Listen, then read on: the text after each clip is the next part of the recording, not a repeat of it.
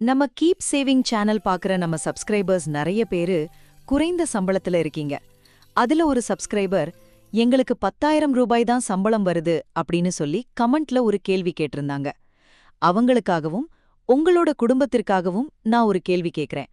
வெறும் 10,000 ரூபாய் சம்பளத்துல ஒரு பைசா கூட கடன் வாங்காம குடும்பத்தையும் நிம்மதியா நடத்திக்கிட்டு அதே காசுல உங்க எதிர்காலத்துக்காக சூப்பரா சேவிங்ஸும் பண்ண முடியும் அப்படின்னு சொன்னா நீங்க நம்புவீங்களா? நிச்சயமா முடியாதுன்னு தானே தோணுது. ஆனா அத 100% சாத்தியமாக்கி காட்டியிருக்காங்க நம்ம அஞ்சலி. அது எப்படின்னு இல்லத்தரசிகளுக்கான பிரத்யேக கவர் முறை மூலமா அஞ்சலி குமார் குடும்பத்தோட யதார்த்தமான கதைய வச்சு இந்த வீடியோல அக்குவேறு ஆணிவேரா பார்க்க போறோம்.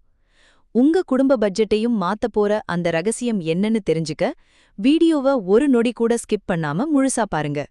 நம்ம கதையோட நாயகன் குமார் மட்டும்தான் இப்போதைக்கு வேலைக்கு போறாரு. பிரைவேட் கம்பெனில ரொம்ப கஷ்டப்பட்டு அவர் வாங்கல மொத்த மாச சம்பளம் கரெக்டா 10,000 ரூபாய். அஞ்சலிக்கு வேலைக்கு போகணும், சம்பாதிக்கணும்னு ஆசை இருந்தாலும் அவங்களுக்கு வீட்ல இப்போ 3 வயசுல ஒரு குட்டி குழந்தை இருக்கு. அந்த குழந்தைய கவனிச்சுக்க வேண்டிய பொறுப்பு இருக்கிறதுனால அவங்களால வெளிய போய் சம்பாதிக்க முடியல. இன்னைக்கு நம்ம தமிழ்நாட்டுல இருக்கிற எத்தனையோ இல்லத்தரசிகளோட நிஜமான நிலைமை இதுதான். நம்மளால வெளிய போய் 4 காசு சம்பாதிக்க முடியலையே, புருஷன் கஷ்டப்படுறாரே அப்படின்னு மனசுக்குள்ள ஒரு குற்ற உணர்ச்சியோட பெரிய பாரத்தோட நிறைய பேர் வாழ்ந்துட்டு இருக்கீங்க. இங்க உங்க சகோதரியா நான் உங்களுக்கு ஒன்னு சொல்லிக்கிறேங்க. உங்களால வெளிய போய் பணம் சம்பாதிக்க முடியலன்னா கூட பரவாயில்ல. வர பணத்தை முறையா நிர்வகிச்சு வீணாகாம மிச்சம் புடிச்சாலே அது நீங்க உங்க குடும்பத்துக்கு செய்யற ஆகச்சிறந்த சம்பாத்தியம்தான். அத முதல்ல மனசுல ஆழமா பதிய வச்சுக்கோங்க. அப்படி ஒரு சூழ்நிலையில தான் அஞ்சலி இந்த மாசம் ஒரு அதிரடியான முடிவை கையில எடுக்கறாங்க. நம்மளால வெளிய போய் சம்பாதிக்க முடியலனா என்ன, நம்ம புருஷன் கஷ்டப்பட்டு கொண்டு வர்ற இந்த 10,000 ரூபாய் சம்பளத்துக்குள்ளேயே எப்படி ஒட்டுமொத்த குடும்பத்தையும் நிம்மதியா நடத்திக்கிட்டு அதே காசுல சூப்பரா சேவிங்ஸும் பண்ண போறோம் அப்படிங்கறத ஒரு சவாலாவே எடுத்துக்கறாங்க. ஆமாங்க ஃப்ரெண்ட்ஸ், அஞ்சலி எப்படி இந்த 10,000 ரூபாய்க்குள்ள குடும்ப செலவுகளையும் சமாளிச்சு ஒரு பைசா கடன் வாங்காம சேமிக்க போறாங்க, அதுக்கு அவங்க பயன்படுத்தின அந்த மேஜிக் பிளான் என்ன, வாங்க அடுத்த சீன்ல பார்க்கலாம். சரி ஃப்ரெண்ட்ஸ், 10,000 ரூபாய் சம்பளத்தை வச்சு அஞ்சலி என்னதான் பண்ண போறாங்கன்னு பார்க்கலாமா? இங்க தான் அவங்க ஒரு மேஜிக் பிளான் பண்றாங்க. உலகத்துல இருக்கிற பெரிய பெரிய ஃபினான்ஷியல் எக்ஸ்பர்ட்ஸ் எல்லாம் பாராட்டுற என்வெலப் மெத்தட், அதாவது நம்ம ஊர் பாஷையில சொன்னா கவர் முறை பட்ஜெட்டை தான் அஞ்சலி கையில் எடுக்கறாங்க. நம்ம சேனல்ல கூட நான் இதுக்கு முன்னாடி பட்ஜெட் போட 50-30-20 மெத்தட பத்தி சொல்லியிருக்கேன். ஆனா அந்த 50-30-20 மெத்தட் யாருக்கு கரெக்டா இருக்கும்னா, இன்னும் கொஞ்சம் நல்ல சம்பளம், அதாவது ஒரு 30,000 ரூபாய் சம்பளம் வாங்குறவங்களுக்கு வேணா அது சரியா வரும். ஆனா நம்ம 10,000 ரூபாய் பட்ஜெட்டுக்கு அது கண்டிப்பா செட் ஆகாது. அதனால நம்ம அஞ்சலி நம்ம சூழ்நிலைக்கு ஏத்த மாதிரி ஒரு கஸ்டமைஸ்ட் ஃபார்முலாவை உருவாக்குறாங்க. அதுதான் 60-30-10 ஃபார்முலா. 10,000 ரூபாய 4 முக்கியமான கவர்கள்ல பிரிக்க போறாங்க. இப்போ உங்ககிட்ட ஒரு கேள்வி ஃப்ரெண்ட்ஸ், நீங்க உங்க மாச சம்பளம் வந்ததும் அதை இதே மாதிரி பிரிச்சு வச்சு செலவு பண்ற பழக்கம் உங்களுக்கு இருக்கா? இல்ல வர்ற பணத்தை அப்படியே பர்ஸ்லயோ இல்ல பேங்க் அக்கவுண்ட்லயோ வச்சுக்கிட்டு கண்ணுல பாக்குறதுக்கெல்லாம் செலவு பண்ணுவீங்களா? உண்மைய கீழே கமெண்ட்ல சொல்லுங்க. இப்போ அஞ்சலி அந்த 4 கவர்லையும் எழுத ஆரம்பிக்கிறாங்க. கவனிச்சு பாருங்க. முதலாவது கவர் ஃபிக்ஸட் எக்ஸ்பென்சஸ் 60%. இந்த கவர் மேல அஞ்சலி மாத்த முடியாத செலவுகள்னு எழுதுறாங்க. இதுல கரெக்டா 6,000 ரூபாயை எடுத்து வைக்கிறாங்க.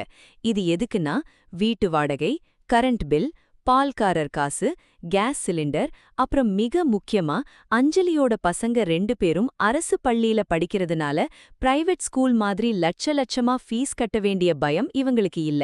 ஆனா மாசா மாசம் பசங்களுக்கு தேவையான பேனா, பென்சில், நோட்டு புத்தகம், ரப்பர்னு சின்ன சின்ன ஸ்டேஷனரி செலவுகள் வருமே, அதுக்காக ஒரு 700-300 ரூபாயை இதிலேயே தனியா ஒதுக்கி வச்சிடுறாங்க. இதெல்லாம் மாசமானா நம்மளால மாத்தவே முடியாத அத்தியாவசிய செலவுகள். இரண்டாவது கவர் ஃப்ளெக்சிபிள் எக்ஸ்பென்சஸ் 20%.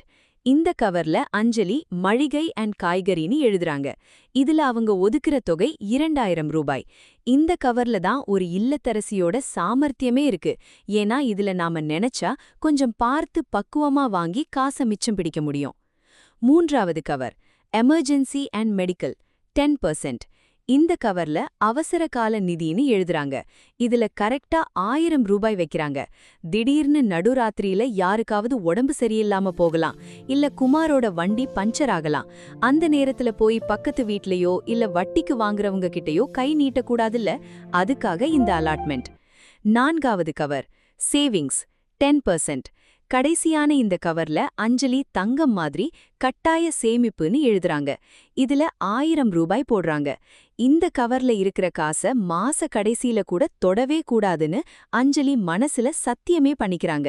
இதுதான் அவங்களோட எதிர்கால சேமிப்பு. பட்ஜெட் போட 4 கவரையும் தயார் பண்ணியாச்சு, பணத்தையும் பிரிச்சு வச்சாச்சு. ஆனா நிஜமான பரீட்சை இப்பதான் ஆரம்பிக்குது. இந்த 4 கவரை வச்சுக்கிட்டு அஞ்சலி எப்படி இந்த மாச செலவுகளை எதிர்கொள்ள போறாங்க? வாங்க, அடுத்த சீன்ல அவங்களோட நிஜமான சவாலை பார்க்கலாம்.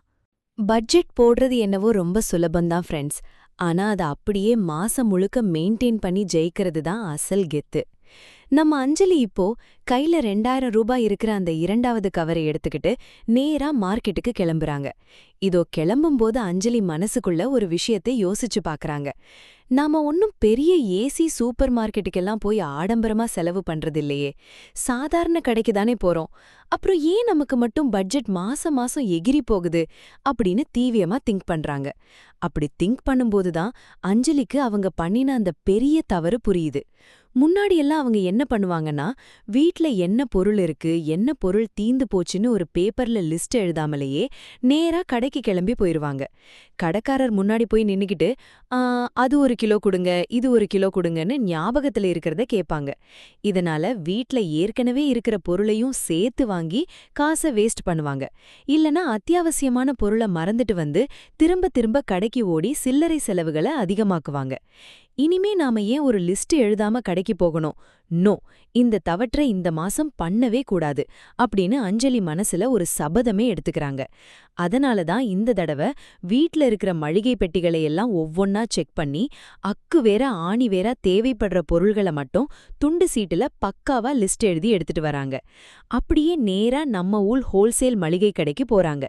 அங்க போய் அந்த பகட்டான பாக்கெட் பருப்புகளுக்கு பதிலா தரமான லூஸ் பருப்பு, லூஸ் சர்க்கரைன்னு விலை கம்மியா ஆனா தரமா அந்த லிஸ்ட்ல இருக்கிறத மட்டும் பார்த்து பார்த்து வாங்குறாங்க.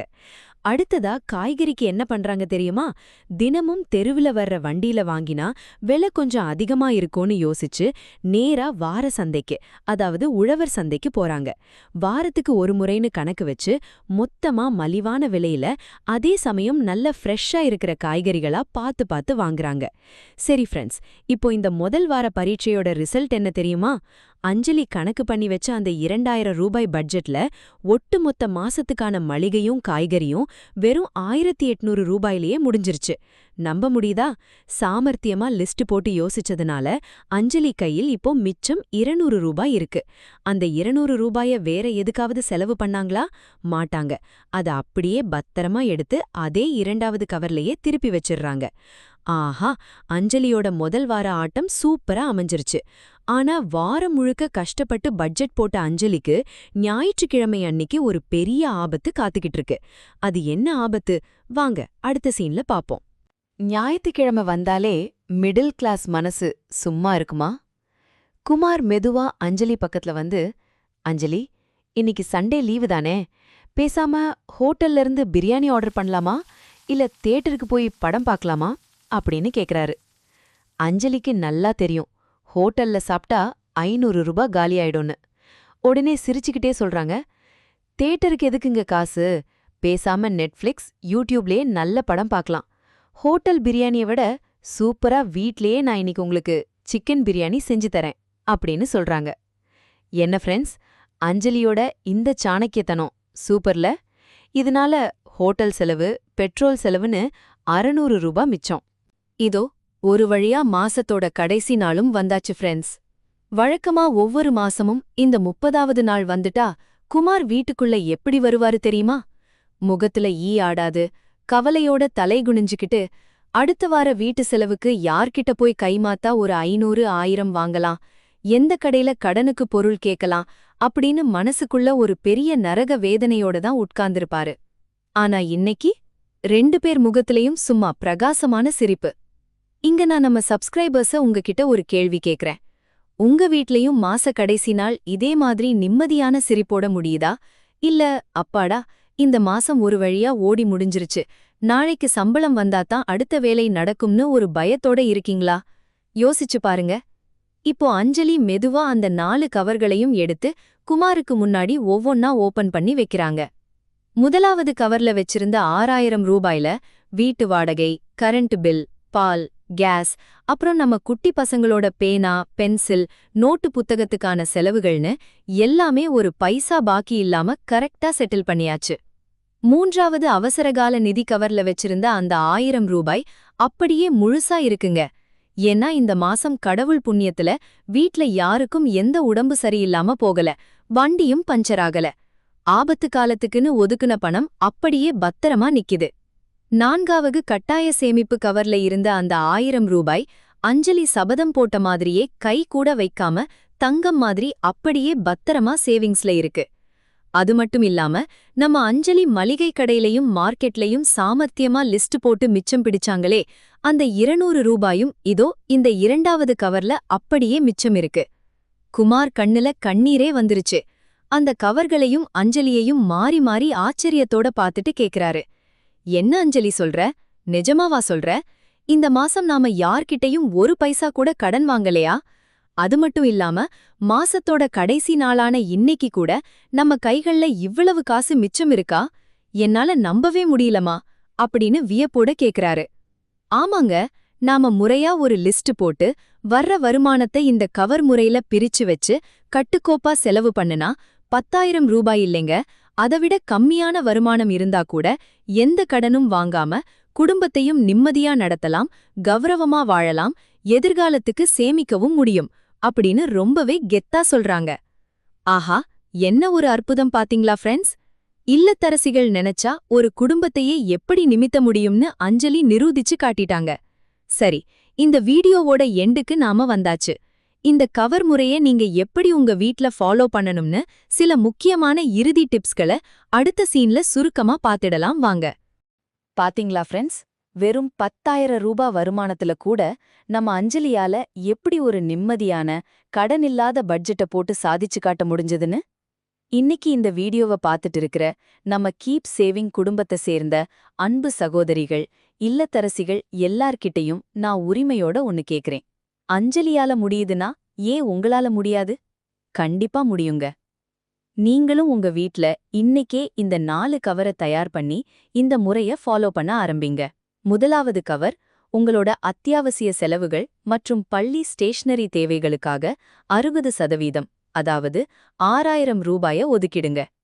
இரண்டாவது கவர் மாச மளிகை மற்றும் காய்கறி செலவுகளுக்காக 20%, அதாவது 2,000 ரூபாயை எடுத்து வைங்க. மறக்காம கடைக்கு கிளம்புறதுக்கு முன்னாடி பக்காவா லிஸ்ட் எழுதிட்டு போங்க. மூன்றாவது கவர் திடீர்னு வர்ற அவசரகால மருத்துவ செலவுகளுக்காக 10%, அதாவது 1,000 ரூபாய ஒதுக்குங்க. நான்காவது கவர் நம்ம குடும்பத்தோட எதிர்கால முன்னேற்றத்திற்கான கட்டாய சேமிப்புக்காக 10%, அதாவது 1,000 ரூபாய தனியா எடுத்து வச்சிருங்க. இங்கதான் நான் ஒரு மிக மிக முக்கியமான ரகசியத்தை சொல்றேன், நல்லா கவனிச்சுக்கோங்க. இந்த பட்ஜெட்டோட வெற்றியே எதுல இருக்குன்னா, ஒருவேளை மளிகை கவர்ல காசு தீந்துட்டா சரி, சேவிங்ஸ் கவர்ல இருந்தோ இல்ல அவசரகால கவர்ல இருந்தோ கொஞ்சம் எடுத்துக்கலான்னு மாத்தி மட்டும் எடுத்துடாதீங்க. எந்த கவர்ல காசு தீருதோ அந்த மாசம் அந்த செலவை அப்படியே சுருக்கிக்கணுமே தவிர அடுத்த கவரை தொடவே கூடாது. அதுல மட்டும் இரும்பு மாதிரி உறுதியா இருங்க. வர்ற சம்பளம் எவ்வளவு சின்னதா இருந்தாலும் சரி, அத முறையா நிர்வகிக்கிற சாமர்த்தியம் நம்ம தமிழ்நாட்டு இல்லத்தரசிகளுக்கு எப்பவுமே உண்டு. இன்னைக்கே உங்க வீட்ல இந்த கவர் முறைய ட்ரை பண்ணி பாருங்க. இந்த வீடியோ உங்களோட மனசுக்கு நெருக்கமாவும் நிஜமாவே பயனுள்ளதாவும் இருந்தா உடனே அந்த லைக் பட்டனை பட்டி விடுங்க. உங்கள மாதிரியே பட்ஜெட் போட தெரியாம தவிக்கிற உங்க ஃப்ரெண்ட்ஸ், சொந்தக்காரங்க மற்றும் இல்லத்தரசிகள் எல்லாருக்கும் இந்த வீடியோவை ஷேர் பண்ணுங்க.